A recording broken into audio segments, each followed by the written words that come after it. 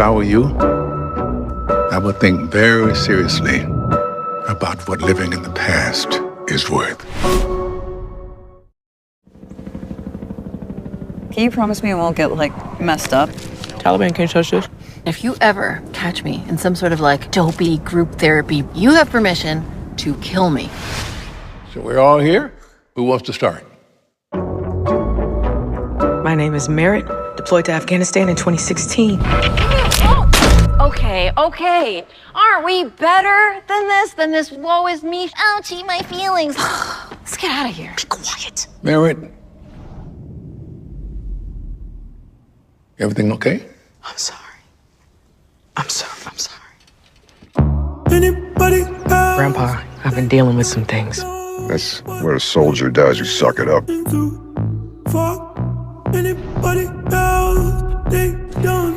First platoon said there's a sniper out there. You think I'm scared? Where are you going? Zoe! You can't tell anyone. Burl. Damn, what a name. Don't say that. What? I can joke about the dead. These are my people. Hey. I didn't think, have you ever played Buck Hunter? No. That's a new record.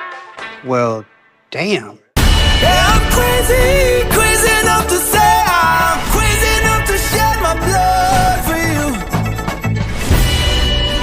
you. You think I'm crazy? Your mother thinks I'm crazy. But as long as you're under my roof, paper goes in goddamn six. I would think seriously about what living in the past is worth.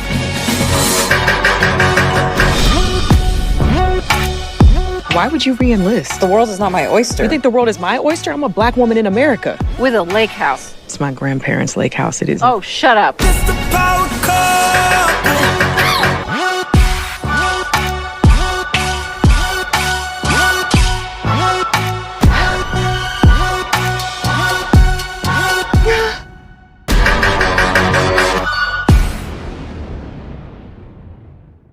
Boom, there you go. That was a trailer for My Dead Friend Zoe, arriving in theaters on February 28th. I'm Kuya P. This is Nerds Rule the World. Joining me to talk all things My Dead Friend Zoe is the director, Hausmann-Stokes, as well as the stars, Sonequa Martin-Green and Natalie Morales. Thank you all for your time. I have to make a statement real quick before my first question. As somebody who is prior service, fourth generation prior service, and a wife who has served decades in a military nonprofit, I am Merritt, and I'm trying not to cry right now, but I really felt this film. I cried, and it really affected me, and I just want to thank you, because it's something I can share with my friends and family that have been going through a lot. So thank you from the bottom of my heart for this film. So Kyle, I know this is partly your story.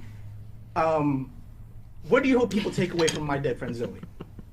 You're gonna make me cry, man. What branch were you? I'm sorry. What branch? What branch? U.S. Navy, sir. Navy. All right. Thank you for saying that. It means a lot to us. I knew that it was gonna hit for us, but also for them to see it face to face, because I get a lot of these interactions from you. I just also want to say that we.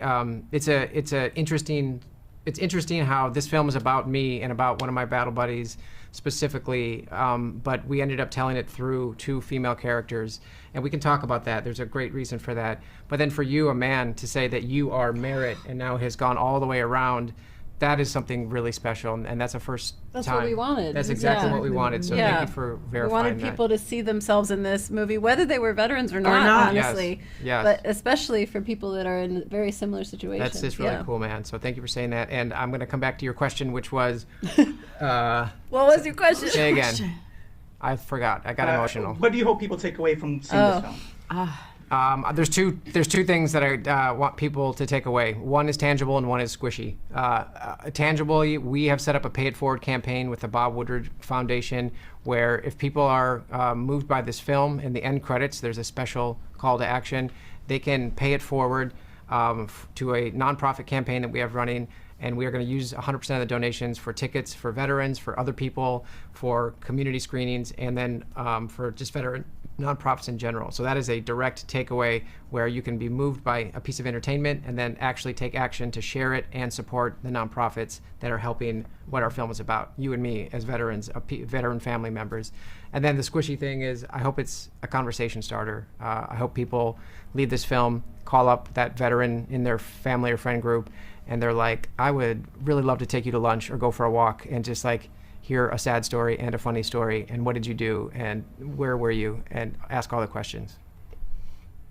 Thank you for that, sir. And I'll have the description. I'll have the links in the description for all of those charities. Thank you so much for that. Sonequa, Natalie, outstanding. I love your bodies of work. You are amazing in this. When you both embodied this role, who did you have in mind when you played the role that you thought of while doing it? Because this was such a different role than previous roles in a lot of ways. And I'm sure you all know people prior service. Maybe who did you think about? If I could go with you, Sonequa.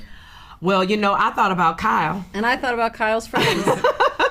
Because, this is his story. And like he said, he got women to tell his story. But this is 93% his life, transcribed from his life. So I thought of him. I zoomed in on him. And I knew, it's a popular adage that the more specific the story, the more universal. And so I knew that it would reach outward. And that's part of why he wanted to do it. He wanted to save lives. He wanted people to talk about what's going on with them and what they're carrying.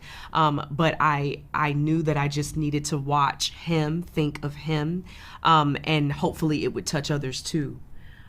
Yeah. Thank you. And same question, Natalie. Oh, I was saying, I thought of Kyle's friends, who he showed us videos of and photos of and talked to us about. And, it wasn't exactly them, but I took from stories and lines and last names of who they were, just as an homage to them in any way that I could without having actually known them. But that's the testament to what Kyle has done.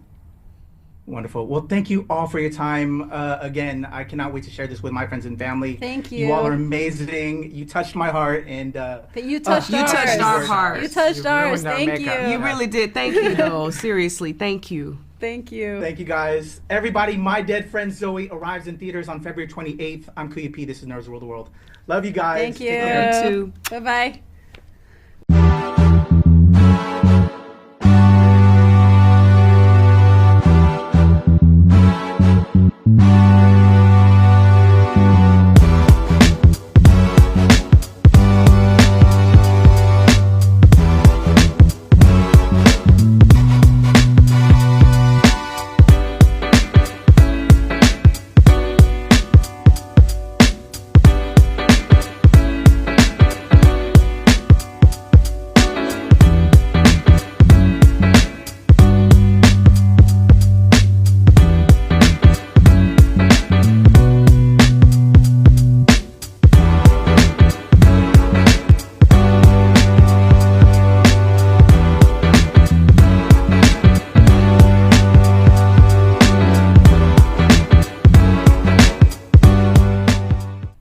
Awesome. Kuya P. Nerds Rule the World. Hello, everyone. It's a pleasure to chat with you all. Pleasure's ours.